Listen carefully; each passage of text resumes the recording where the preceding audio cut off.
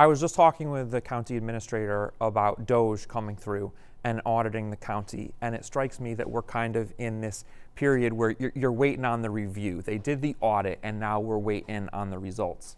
How do you feel at this point of the process? Well, as you might have heard me say before, we welcome DOGE. Anytime that we can have a review and then we can have a roadmap of where to go forward, that's great for us. We also want folks to know that we are trying to be as efficient as possible with dollars. The timing of all of this is a little odd for us because, you know, they made comments about the county, but then said, well, it's going to be 60 days before we get results. However, we're going into our budget cycle now. So whatever we do in our budget cycle, if there's something that DOGE doesn't feel we've done right or we've done extremely well, we won't know that until after we've approved the budget.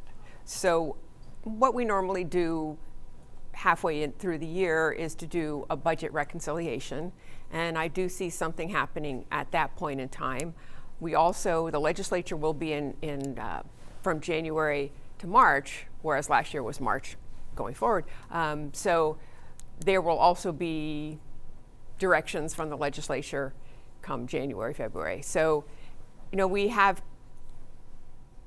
fluid. Everything that we do is fluid. We have our guidelines, but at the end of the day, if something needs to change or something needs to pivot, we have the ability as a board to do that.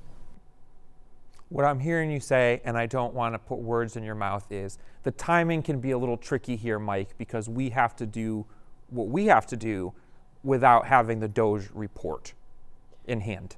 You got to make these decisions before you know what they're going to say about how y'all are running the shop. Correct. And we do have to make those decisions, and we have to make them next month. And we will make those decisions based on the information that staff has provided us and with the information that the board has requested of staff. We work hard to stay above the fray. We work hard to make sure that we're spending our dollars wisely. We have been able to cut our millage rate 2 out of the last 3 years, saving close to $90 million for our taxpayers. Are we going to do that again this year? We still have time. What we've said to the taxpayers is your tax rate won't be any higher than it was last year. Now, there are semantics, of course. People say we're raising taxes. Well, technically, the tax rate is staying the same. If the value of your home has gone up, then you will see an increase in the amount of money that you spend. That increase is not because we raised the millage rate. The increase is because you saw an increase in the value of your home. Now, with the legislature and the push to reevaluate property taxes, I do want to remind everyone that half of the property taxes collected go to our police.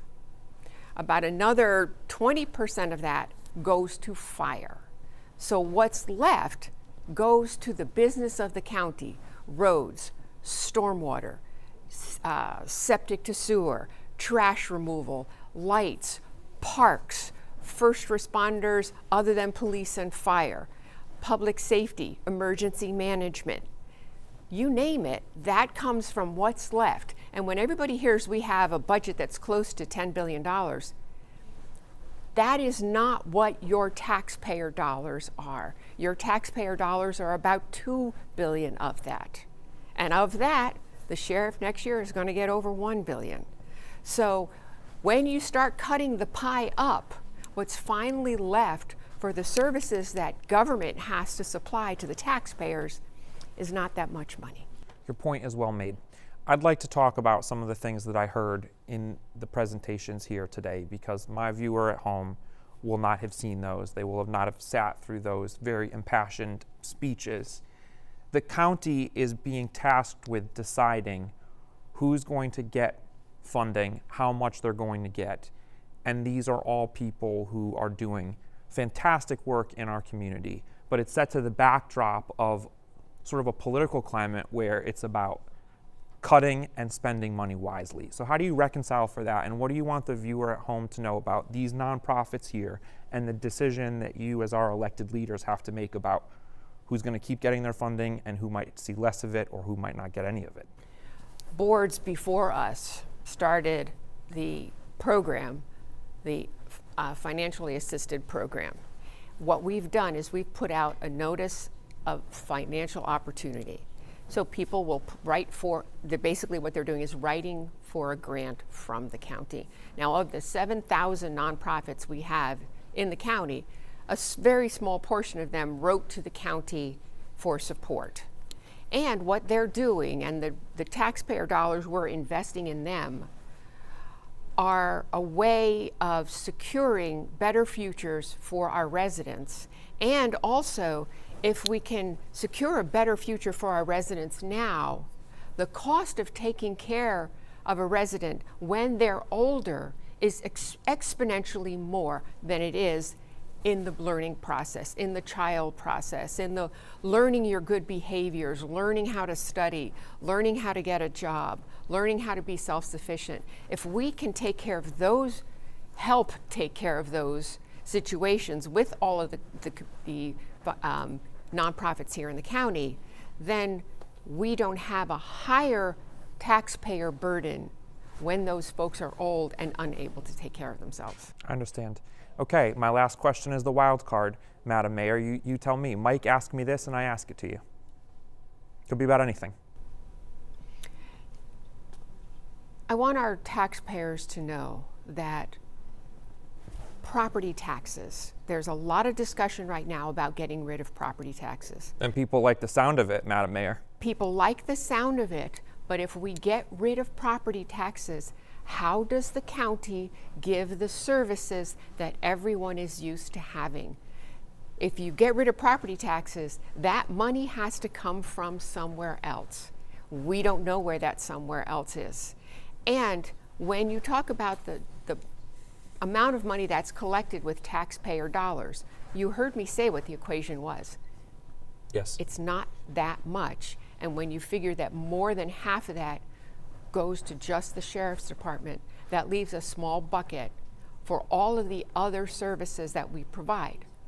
Parks and recreation, safe roadways that you can travel, trains, buses, stormwater, refuse pickup. There are 47 miles of coastline, of which the county has quite a lot of that they maintain. That's gone too. So everyone has to really realize your taxpayer dollars go to you having a safe environment that you live in right now. And that's all I can say to our folks. Sure. It's like you might like the sound of it now, but think about the repercussions of it. Correct. Right? Like, think critically. Yeah. You walk outside your door and all your trash is still sitting in your driveway, and you have potholes on your street, and you have water collecting because you have no storm water. I mean, I can be the bearer of gloom and doom, and I don't want to be, but I want people to understand that their tax dollars go to keep them in a safe, healthy environment.